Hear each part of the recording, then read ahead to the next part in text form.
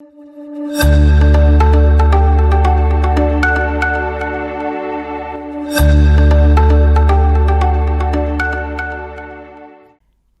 8-year-old child, Tess, heard her parents talking about her little brother, Andrew.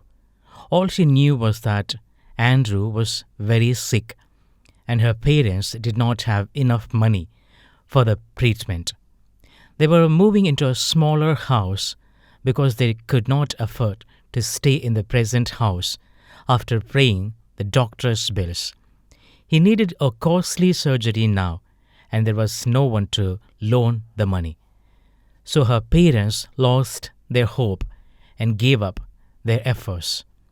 When Tess heard her daddy say to her tearful mother, "Only a miracle can save him now," she went to her room and pulled a jar of coins from a cupboard. She poured all the money out on the floor and counted it carefully. Holding the jar tightly, she made her way to the medical store and placed it on the glass table. "What do you want?" asked the chemist.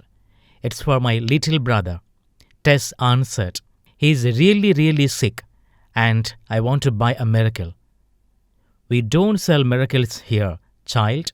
I'm sorry," the chemist said, smiling sadly at the little girl.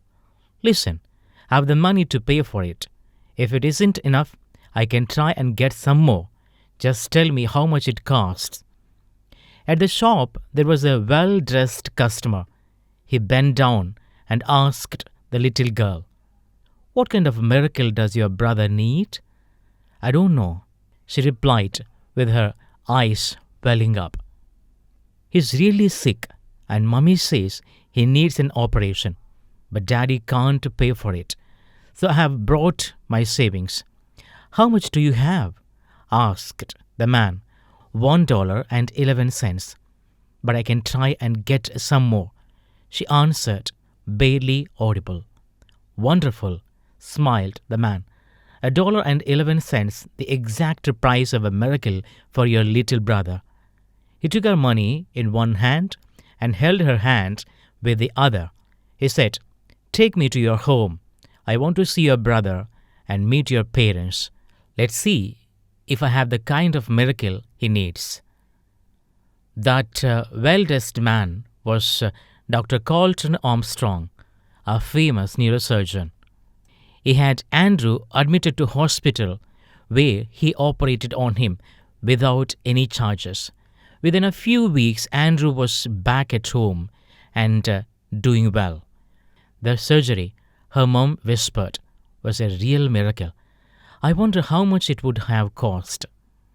Tess smiled. She knew exactly how much the miracle cost. $1.11 plus the love of a little child. Wilma Rudolph was born in a poor family in Tennessee.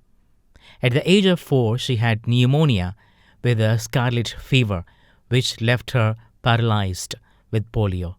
She had to wear a brace, and the doctor said she would never put her foot on earth. But her mother encouraged her. She told Wilma that with God-given ability, persistence, and faith, she could do anything she wanted. Wilma said, "I want to be the fastest woman runner in the world." At the age of 9, against the advice of the doctor, she removed the brace and took the first step. At the age of 13, she entered her first race and came way last. And then she entered her second and third and fourth races and came way last until a day came when she came in first. At the age of 15, she went to Tennessee State University, where she met a coach by the name of Ed Temple. She told him, "I want to be the fastest runner in the world."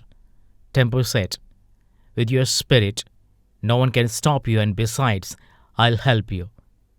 The day came when she was at the Olympics, and at the Olympics, you are matched with the best of the best. Wilma was matched against a woman named Jutta Hain, who had never been beaten. The first event was the 100-meter race.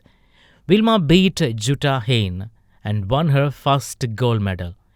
The second event was the 200-meter race, and Wilma beat Jutta a second time and won her second gold medal. The third event was the 400-meter relay, and she was racing against Jutta one more time.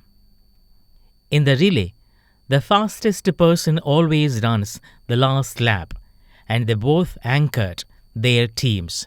The first three people ran and changed the baton easily. When it came to Wilma's turn, she dropped the baton. But Wilma saw Jutta shoot at the other end. She picked up the baton, ran like a machine, beat Jutta a third time, and won her third gold medal. It became a history. That paralytic woman became the fastest woman on this earth at the 1960 Olympics.